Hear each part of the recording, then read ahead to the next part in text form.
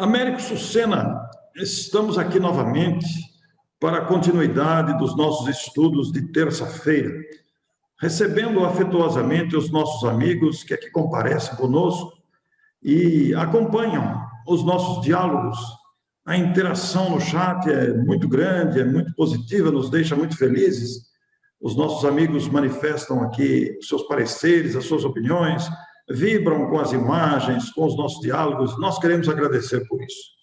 E hoje nós vamos estudar o capítulo 33, que é coincidente com o episódio 33. Pelo que parece, nós vamos conseguir concluir a obra com os números coincidentes entre capítulos e episódios. E hoje é o de número 33, cujo título é Curiosas Observações. Américo, nós nos lembramos do capítulo anterior, em que observavam aquela questão toda, os diálogos que ali estavam, e neste capítulo nós vamos ver que faltava pouco para meia-noite, poucos minutos, a primeira frase do capítulo. E Narcisa permitiu que André fosse ao grande portão das câmaras, que dão acesso ao nosso lar, ligado às regiões mais densas do umbral. Isso em virtude dos samaritanos, que são aquelas equipes de espíritos socorristas que atuam no resgate de espíritos no umbral e que deveriam estar de volta, trazendo espíritos que ofereceram condições para serem auxiliados, que seriam trazidos a nosso lar. E, naturalmente, que isso exige várias providências da equipe socorrista e mesmo da equipe que trabalha nas câmaras, e seria necessário muitas providências. André vai passear aí pelo caminho até o portão, admirado com as árvores, respirando o ar puro da noite, iluminado pelo luar. Ele está até bastante agradecido e emocionado com aquele caminhar que lhe permite observar a redondeza, Américo. Essa é um deleite, não é? Realmente passear numa colônia que você não precisa ter medo de ser assaltado, de ser abordado por um meliante, não é? É uma coisa maravilhosa você andar sem preocupação. Mas é gostoso a gente pensar nessa possibilidade. Isso vai acontecer na Terra um dia, mas ainda vai demorar. Américo, e nessa caminhada do André até o portão, até o grande portão, a cancela, melhor dizendo, em que ele poderia observar a movimentação da chegada dos samaritanos, André faz uma grande reflexão interior. Ele raciocina sobre todo o período que viveu, desde que chegou ao nosso lar, as experiências que está vivendo, sente-se reconfortado, mas tem saudade da família, Américo. Ele se sente com muita saudade dos filhos e da própria esposa Zélia. Ele gostaria de ter notícias da família. Por que será, ele reflete, que essas notícias estão sendo vedadas? Ele não consegue informações da família. A própria Dona Laura e a própria Narcisa, em comentários mais próximos, mais íntimos, recomendam aguardar, fazem um certo silêncio, mas a própria mãe lhe aconselhou silêncio, não há informação direta. Isso demonstrava uma necessidade de esquecer os problemas carnais. Mas é natural sentir saudade, Américo. Ele se refletia sobre tudo que aconteceu com ele, os acontecimentos todos, mas o pensamento estava lá na casa material que ele deixou à família. Isso é uma coisa difícil para o André, porque a maioria das pessoas, ou se não todas, uma boa parte delas, quando chega à vida espiritual, encontra lá alguém da família. Esse é um caso muito peculiar, porque André não encontra a mãe, que estava em outra esfera, ela é que veio encontrá-lo, mas não vive com ele. O pai e duas irmãs estavam em situação difícil, precisavam ser resgatados ainda, e ele estava lá sem nenhum filho, os filhos estavam encarnados também, então, e a esposa, claro. e o desejo natural de rever a família. Essa é uma das preocupações maiores que o espírito tem quando chega à vida espiritual. Mas, em alguns casos, isso pode acontecer. Como tudo depende da plantação que a gente faz, e ele vai citar uma frase aí à frente, não é? Então, quem não faz a plantação não tem o que colher. Alguma coisa deixou de ser feita. Então, vamos ver o que é.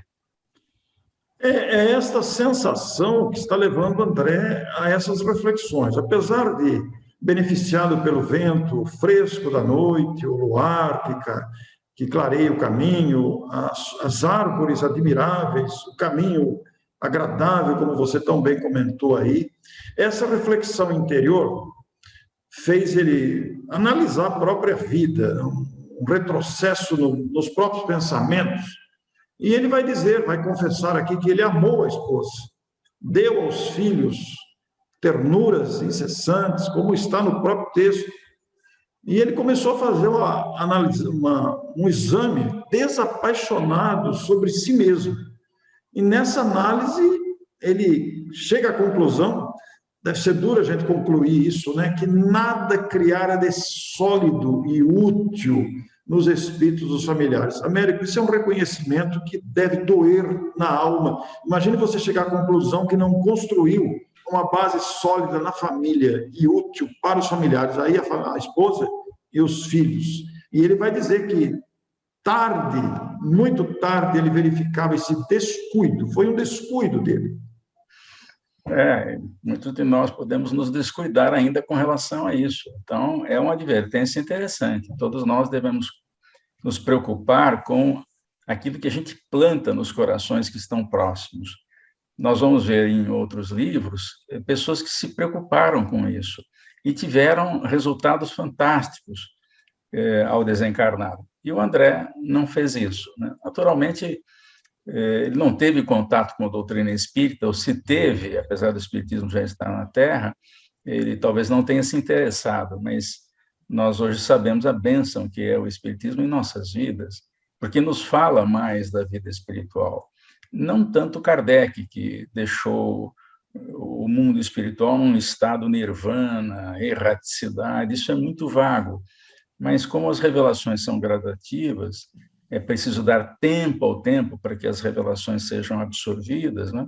Algum tempo depois de Kardec, que quase 80 anos, né, nasce o livro Nosso Lar, exatamente para começar a levantar mais um pedacinho do véu da vida espiritual. E agora nós temos, minimamente, algumas informações a respeito do que nos espera.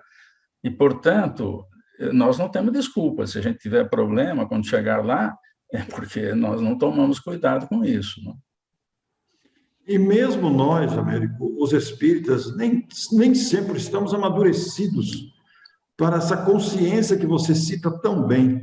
André não conheceu o espiritismo. Ele vai dizer-se aqui, ele vai afirmar-se admirado consigo mesmo de haver perdido tanto tempo no mundo de frioleiras de toda sorte. Quer dizer, banalidades, tolices dispensáveis, e isso acontece com a gente também, Américo, espíritas com conhecimento, apesar de tudo, ainda nos perdemos em tolices dispensáveis de todo tipo, discussões vazias, agressividade, intolerância, impaciência, que são perda de tempo que poderia ser aproveitado mais no progresso e na construção daquela base sólida com os familiares e até conosco mesmo. Ele cunha uma frase fantástica, que é exatamente o retrato do que aconteceu com ele. Ele diz assim: quem atravessa um campo sem organizar a sementeira necessária ao pão e sem proteger a fonte que sacia a sede, não pode voltar com a intenção de abastecer-se. Quem não planta, não colhe, é simples assim. É uma lei de Deus e justa, porque, afinal de contas, dá a cada um segundo suas obras, como nos ensinou Jesus. Essa é uma advertência fantástica e fundamental para todos nós. Todos nós precisamos nos preocupar com aqueles queridos que nos foram confiados. Eu estou falando aqui da família nuclear, mas nós também podemos estender os nossos ofícios, a nossa contribuição para os parentes que estão mais afastados, não é? Que não são do núcleo familiar mais próximo, mas que estão gravitando em torno desse núcleo, e também com relação a amigos. E, às vezes, basta o exemplo, né, Orson?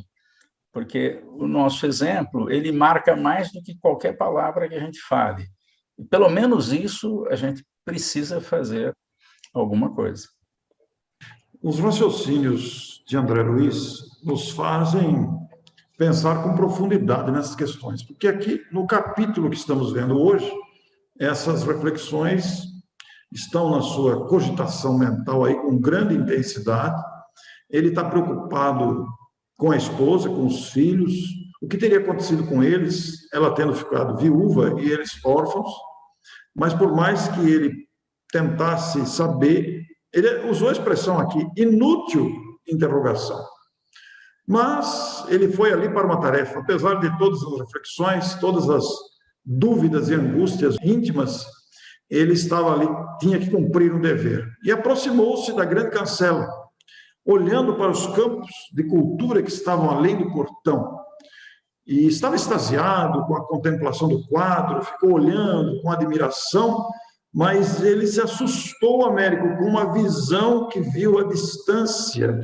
Inclusive, classifica dois vultos que ele classifica de enormes, quer dizer, seriam maior do que ele. Ele não entendeu aqueles homens de substância indefinível, semiluminosa, gigantescos, parece que soltavam de si mesmo filamentos estranhos da cabeça, escapava um fio que ele não entendia, achou que aquilo seria um fantasma. Ele ficou com os cabelos eriçados e voltou para o interior com medo, velho. Ele acabou de ver fantasma. Fantasma existe.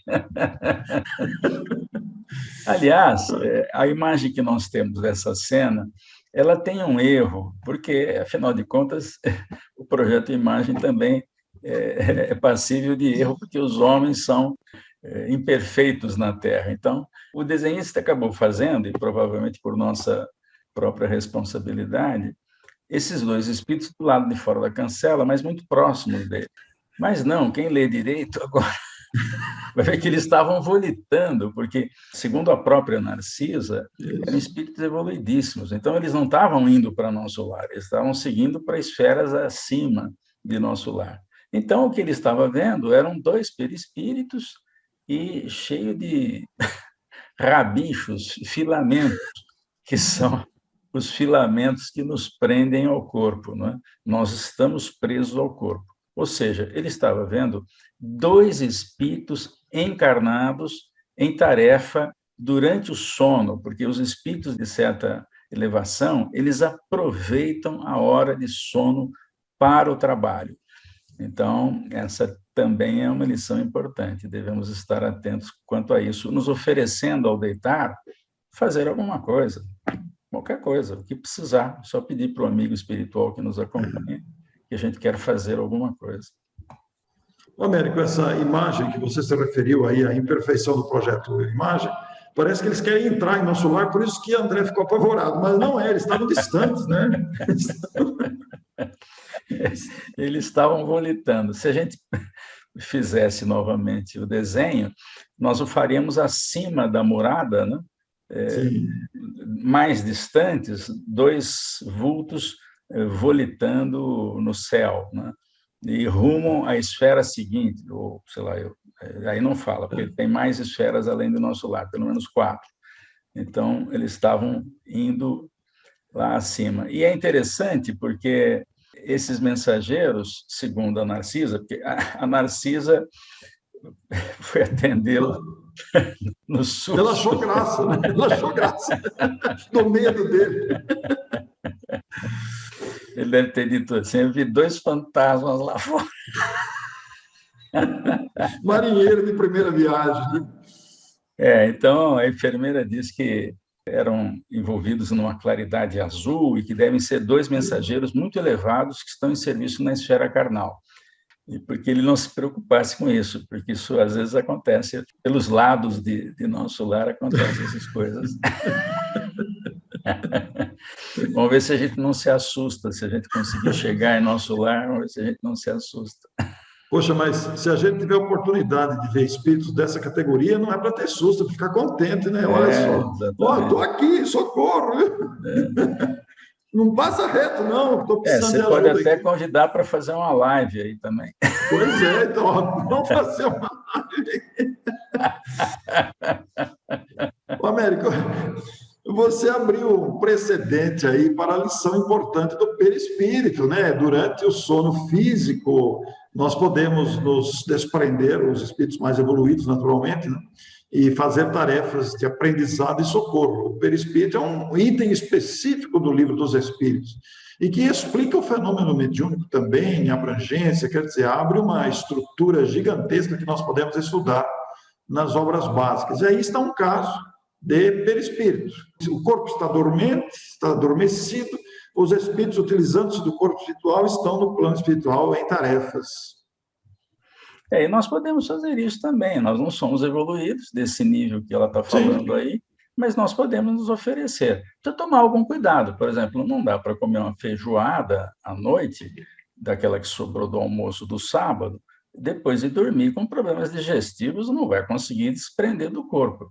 Mas se fizer um lanche frugal, mais cedo, por exemplo, quando for dormir, vai ficar mais fácil se desprender. É só se oferecer. Na medida em que a gente fizer isso com constância, o amigo é. espiritual que nos atende, ele vai ter a certeza que nós estaremos em condições de, todos os dias, se quisermos, fazer alguma tarefa, alguma atividade. E podemos ser úteis durante as horas de sono.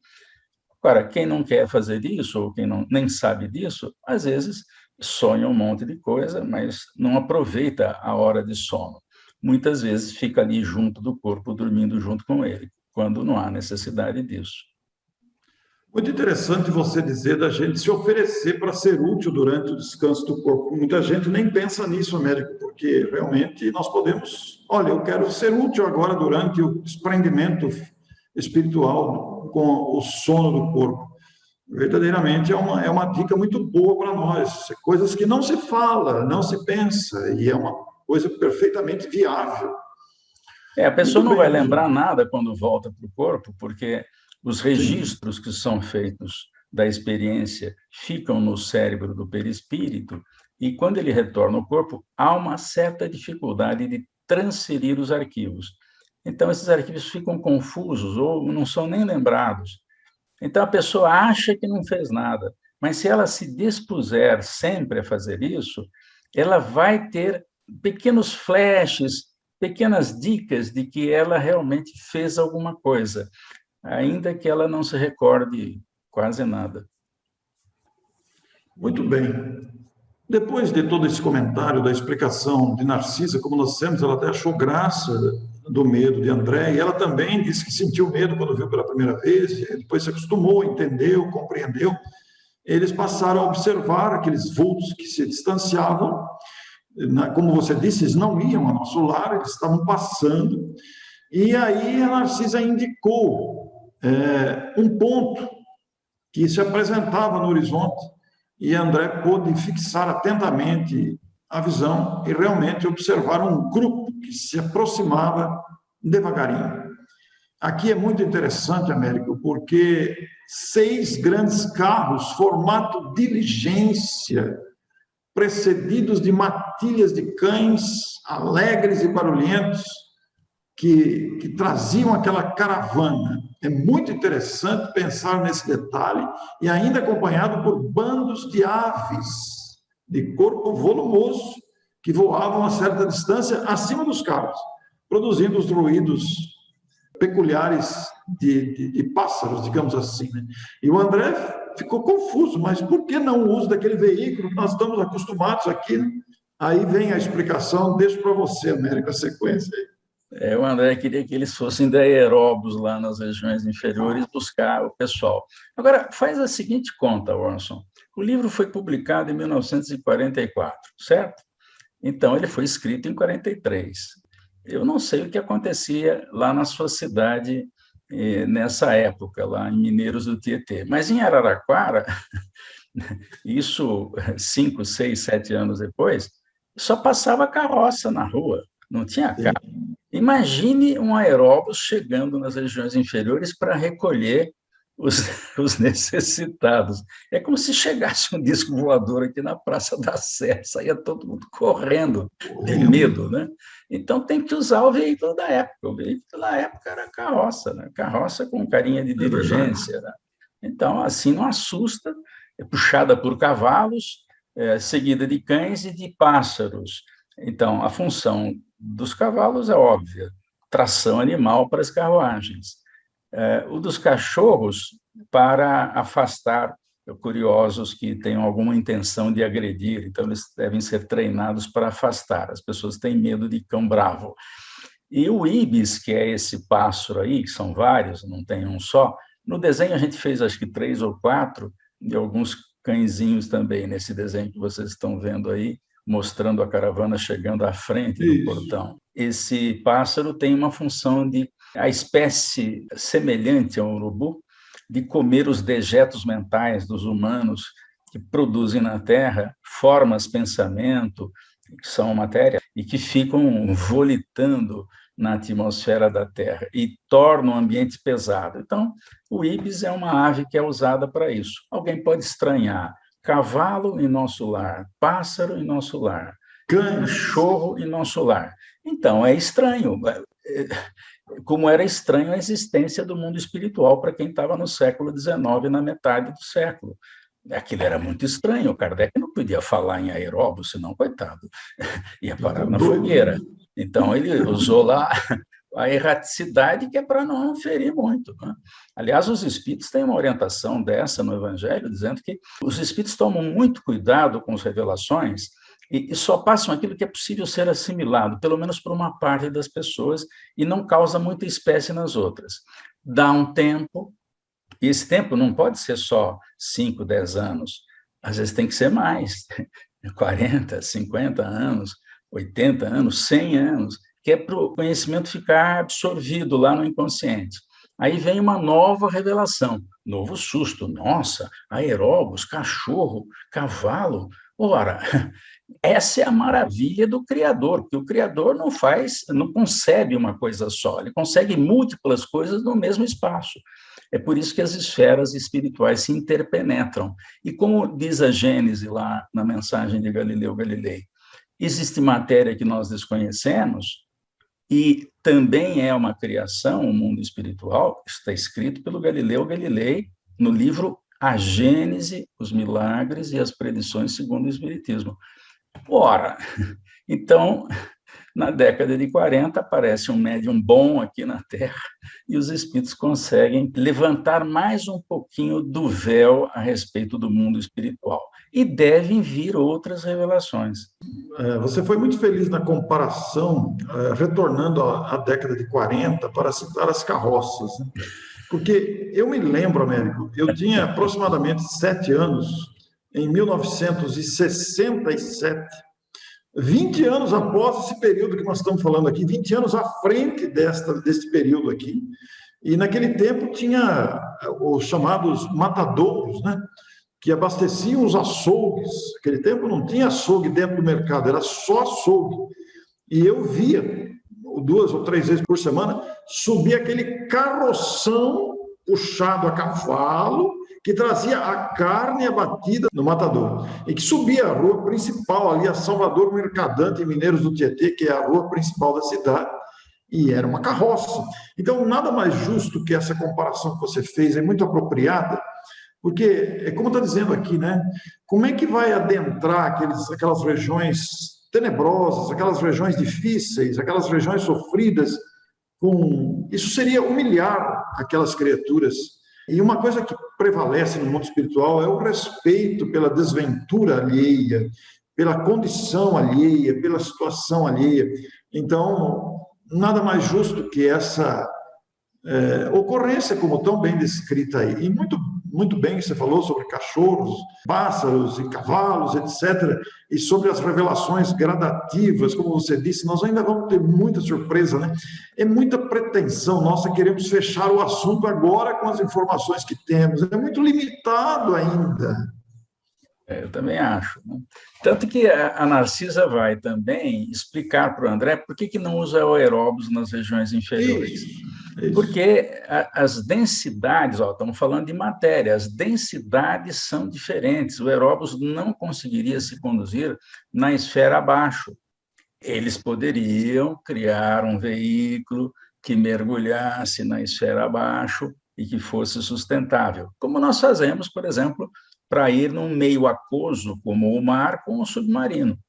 Isso dá para fazer, ela diz que isso é possível, mas eles evitam por esse cuidado que você chamou atenção aí, que é quem é que vai ser recebido num veículo estranho. Eles vão pensar que os marcianos estão atacando a Terra, porque Isso. o aeróbus, se fosse um aeróbus para andar naquela região, assustaria todo mundo. Eu me lembro que um dos meus tios tinha carro lá na década de 50. E quando ele ia a Araraquara, a rua parava, todo mundo saía Para ver para ver o o carro, carro. porque não tinha carro quase, né? Tinha caminhão, eu morava em cima de um armazém e tinha muita entrada de caminhão ali, mas aqueles caminhões bem velhos, né? Que, Sim. nossa. Mas quando chegava um carro, era um sufoco. Todo mundo queria pegar no carro, encostar no carro, dar uma Que voltinha. coisa, né? Hoje tudo é tão comum, o progresso da tecnologia, nós vemos criança com celular, né? Nós vemos hoje, tudo é muito prático, muito fácil, mas para chegar aqui é fruto de décadas de conquistas, de alteração do padrão de normalidade que vai se alterando com o tempo, naturalmente. É muito interessante pensar nesses quesitos todos aí. Você imagine numa tribo de índio lá no Alto Xingu, lá no meio da Amazônia, não teve ainda nenhum contato com o humano. Aí o sujeito chega de carro lá, nossa, aquilo Pois é. assusta todo mundo. Eles têm que fazer aproximação por passos sucessivos, pendura um espelhinho na árvore, depois pendura um colarzinho e vai deixando lá pistas até que uma hora aparece quem pendura lá. Nós temos uma amiga que ela é muito engraçada, ela diz assim, já pensou você explicar para um índio como é que funciona um elevador? O elevador é uma caixinha que tem um cipó em cima, alguém fica puxando o cipó para levar o índio lá para cima da árvore. Como é que vai explicar isso? Eu às vezes penso, a gente tem uma cachorrinha aqui em casa, né? A dona Kika, já contei a história dela em muitas palestras, né? Então, ali é um princípio espiritual em evolução, né? Então, eu penso, se eu puser o computador em frente dela, não significa nada, Nada, absolutamente nada, né? Nada. E mesmo uma faz ela criança morder as teclas.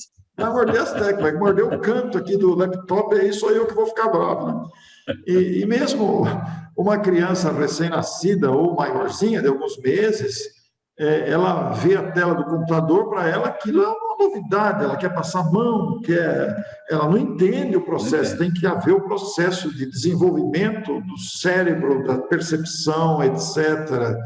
E é muito natural. E também, Américo, quando se faz entregas, por exemplo, de alimentos em bairros muito periféricos, em bairros muito pobres, também não adianta a gente ir lá com uma bruta aparência de riqueza que humilha. Temos que ir de acordo com o local que vamos. Tem que se pensar nisso.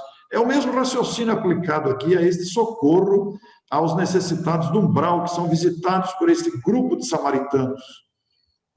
Tem uma coisa interessante aí também, Orson, logo no texto abaixo, que os cães ajudam e os moares, que são esses burrinhos, né, que puxaram as carroças, né, eles, além de suportar cargas pacientemente, tem uma informação interessante, eles fornecem calor nas zonas onde isso é necessário. Isso. Imagine que uma cidade que está acima do Rio de Janeiro, e Rio de Janeiro é quente, né? Mas nas regiões inferiores o sol não bate.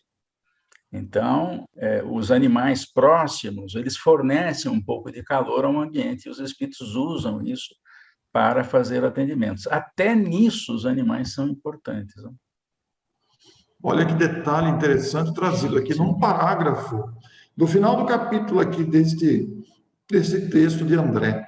E, naturalmente, Américo, que o André está cheio de perguntas, né? Está cheio de dúvidas. Imagine com tudo isso que ele está vendo, mas o momento, com a chegada ali de resgatados do umbral, não comportava mais comentários, né? Mais adiante, ele teria as informações sobre os animais, porque ele ficou perplexo de ver os animais. E ele poderia encontrar mais informações no Ministério do Esclarecimento, onde estão os parques de estudo e experimentação. Isso aqui me chamou muita atenção também, Américo, porque esses ministérios também têm esses objetivos, né? O Ministério do Esclarecimento, quer dizer, vai trazer informações a quem quer pesquisar com mais profundidade as circunstâncias, os grupos, os parques de estudo mesmo. Muito interessante essa citação aí. E isso é feito nas horas que não são de trabalho, para quem Isso. tem bônus hora para isso, porque isso tem um custo que é para as pessoas darem valor a essas informações, estudarem com afinco. Realmente é uma necessidade que o curso seja cobrado, porque se o curso é gratuito, o sujeito, hoje eu não vou, deixa para lá. Isso acontece aqui na Terra, né? Américo, no próximo capítulo, nós vamos ver, aliás, o título do capítulo, que estou com o livro em mãos aqui, é Com os Recém-Chegados do Umbral, capítulo 34. Isso aqui, Américo, me faz lembrar muito aquela cena do filme Nosso Lar, quando aquele grupo recém-chegado, vem aquele grupo caminhando no filme, a cena do filme, né? E pessoas com as reminiscências na própria roupa, né? Pessoas com vestido de noiva, pessoas com os costumes da época, em situação variada, demonstrando o motivo da desencarnação, almas sofridas.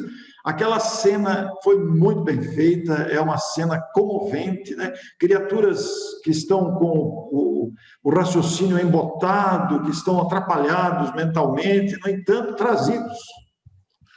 Então, isso tem que ver com a propriedade do perispírito, que é adaptar-se a uma conformação que lembra a roupa. Então, é por isso que a gente não sai sem roupa durante o sono, mesmo que a gente esteja de pijama, ou a gente sai de pijama mesmo, ou às vezes até com um tipo de roupa que a gente acostumou a sair, porque a gente sempre fez isso desde que nasceu. E nós já estamos aqui, pelo menos da parte que me toca, há 71 anos encarnado. Então, quando a gente sai do corpo, tem uma estrutura perispiritual que nos reveste, e ela se conforma, então ela fica conformada no corpo, né? Inclusive com óculos e bigode, no seu caso, né, Américo? No meu caso também, de óculos. Muito bem, Américo e amigos. Na próxima semana, com os recém-chegados do umbral, é o capítulo 34. Teremos aqui uma sequência agora, André Luiz, a sua experiência em nosso lar, embora saudoso da família, mas agora o trabalho é outro, vai receber as pessoas que estão chegando, os desencarnados, resgatados no plano espiritual, no umbral, e trazidos para o nosso lar. Vem tarefa pela frente aí, Américo. De fato, tem muito serviço pela frente aí. Então, muito obrigado a você que nos acompanhou e até a próxima semana. Até a próxima.